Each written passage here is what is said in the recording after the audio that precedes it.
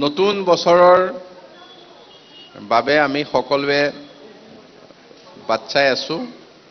আৰু এই মুহূৰ্তত আজি আমাৰ দলৰ সকলো সভাপতিকে ধৰি জ্যেষ্ঠ সতীৰ্থ আৰু সাংবাদিক বন্ধুসকলৰ লগত আমি একেলগে বহিছো আৰু সকলোকে অন্তৰ ভৰা শুভেচ্ছা জ্ঞাপন কৰিছো আহিব লগা বছৰটো যাতে আমাৰ কাৰণে অতি সুন্দৰ হওক আমি যাতে সকলোৱে কিছু হলেও এজনে আনজনৰ বাবে কিবা এটা কৰিব পাৰো এজনে আনজনক যাতে আমি সহাৰি জনাব পাৰো দুখ সুখ সকলো সময়তে মই সেইটো আশা কৰিছো আৰু উন্নয়নৰ ক্ষেত্ৰত আজি তেখেতে সকলো কথা কৈছে ক'বলৈ আৰু একো বাকি নাই এটা কথাত আমি ধন্যবাদ জনাব লাগিব আমি চৰকাৰৰ অংশীদাৰ হৈ আছো অসম গণ পৰিষদ দল কিন্তু এই বিগত সময়খিনিৰ ভিতৰত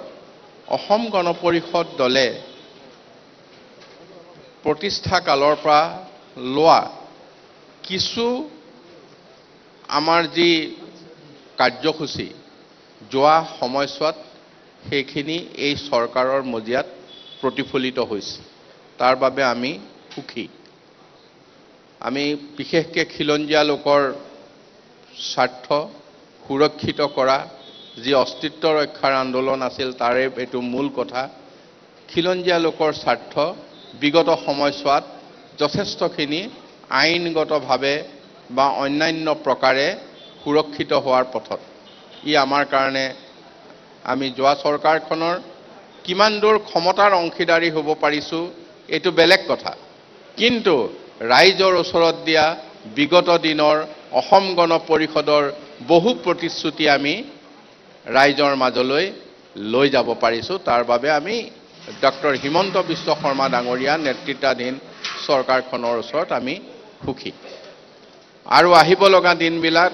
আমি যত পৰোনাস্তি চেষ্টা কৰিম যেতিয়া কিবা এটা সিদ্ধান্ত অসম চুক্তিৰ সপক্ষে হয়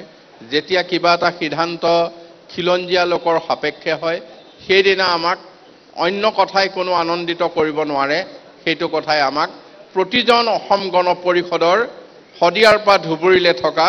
প্ৰতিজন আমাৰ সদস্যই মনত খুব আনন্দ পায় কিবা এটা হৈছে গতিকে আমি 2024 চনটো আমি তেনেকৈ যুঁজি যাম যাতে আমি অসমৰ খিলঞ্জীয়া লোকৰ স্বাৰ্থ সুৰক্ষিত কৰিম খিলঞ্জীয় বুলি কওঁতে আপোনালোকে কেতিয়াও নেভাবিব কিবা আমি ধৰ্মীয়ভাৱে লৈছো ই আমি ধৰ্ম জাতি সকলোৰে ঊৰ্ধ্বত থাকি সকলোৰে বাবে আমি এই কথা চিন্তা কৰিছো আৰু মই সেইটোৱে আশা কৰিছো আৰু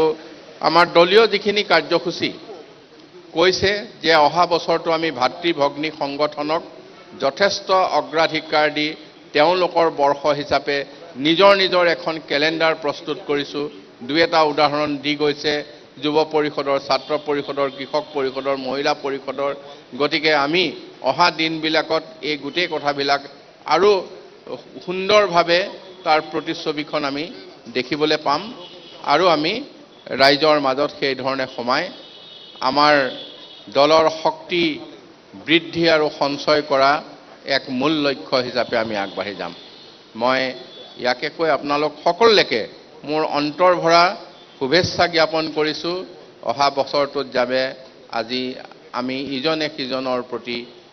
নিজৰ হাতখন আগবঢ়াই সহাৰি আগবঢ়াই আগুৱাই যাম এই আশা ৰাখিছো ধন্যবাদ